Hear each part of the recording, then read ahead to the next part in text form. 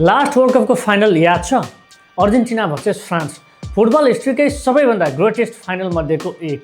Messi, Mbappe, drama, penalty, history. तर अहिले 2026को world कपमा सिन पुरै उल्टो देखिन थालेको छ। लास्ट वर्ल्ड कपको फाइनलिस्टहरू त्यति डोमिनेन्ट देखिएका छैनन्। फ्रान्स राउन्ड अफ 16 मा पुग्यो तर पाराग्वेसँग स्ट्रगल गर्यो। अर्जेन्टिना क्वालिफाई त भयो तर के भेडे जस्तो वर्ल्ड कपमा डेब्यू गरेको टिमले पनि उनीहरूलाई एक्स्ट्रा टाइमसम्म धकेल्यो। अनि क्वेसन यही हो, लास्ट वर्ल्ड कपको फाइनलिस्टहरू किन यो पालि यति स्ट्रगल गरिरहेका छन्? पहिलो रिजन, फुटबल चेन्ज भइसक्यो।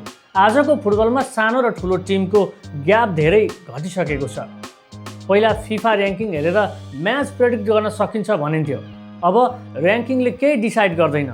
के भेड, साउथ अफ्रिका, पाराग्वे, घाना यस्तो टिमहरू अहिले डिफेन्ड मात्र गर्दैनन्, गेम कन्ट्रोल पनि गर्छन्, काउन्टर पनि गर्छन्, प्रेस पनि गर्छन् र ट्याक्टिकल डिसिप्लिनमा युरोपियन टिम भन्दा पनि कम देखिँदैनन्। त्यसैले अर्जेन्टिना जस्तो डिफेन्डिङ च्याम्पियनलाई पनि गेम जित्न सजिलो छैन। दोस्रो रिजन, प्रेसर।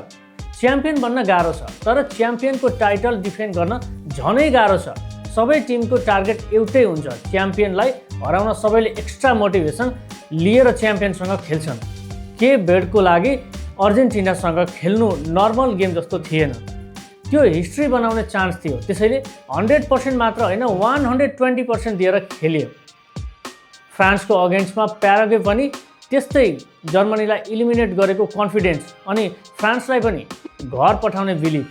फुटबलमा बिलिफ भन्दा डेन्जरस कुरा अरू केही हुँदैनन्। तेस्रो रिजन, फिक्चर। सबै अपोनेन्टले होमवर्क गरेर आउँछन्। मेसीलाई कसरी स्टप गर्ने, एम्बापेलाई कसरी आइसोलेट गर्ने, ब्रुनोलाई कसरी प्रेस गर्ने, सबै टिम एनालाइसिस गरेर आउँछन्। अब फुटबल इन्डिभिजुअल ब्रिलियन्सले मात्र जितिँदैन, कलेक्टिभ स्ट्रक्चरले जितिन्छ।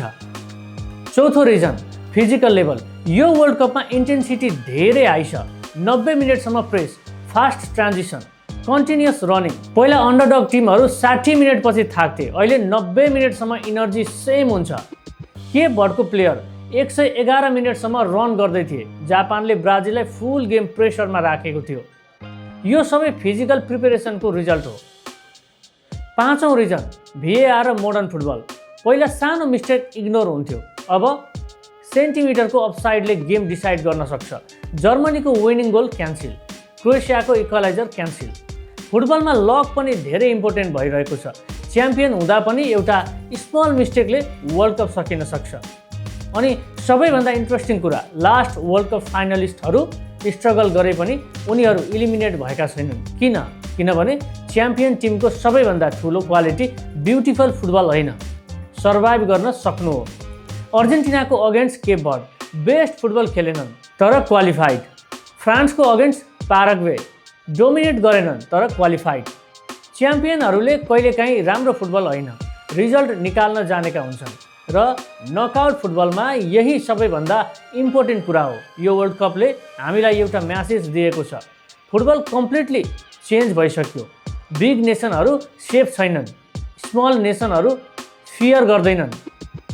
हिस्ट्रीले गेम जितिँदैन, ब्याजले जितिँदैन, र्याङ्किङले पनि गेम जितिँदैन, 90 मिनटको पर्फर्मेन्सले मात्र जितिन्छ। त्यसैले अर्जेन्टिना र फ्रान्स स्ट्रगल गरे भनेर उनीहरू विक भएका होइनन्, बरु वर्ल्ड फुटबल स्ट्रङ भएको हो। र सायद यही नै 2026 वर्ल्ड कपको सबैभन्दा ठुलो ब्युटी हो।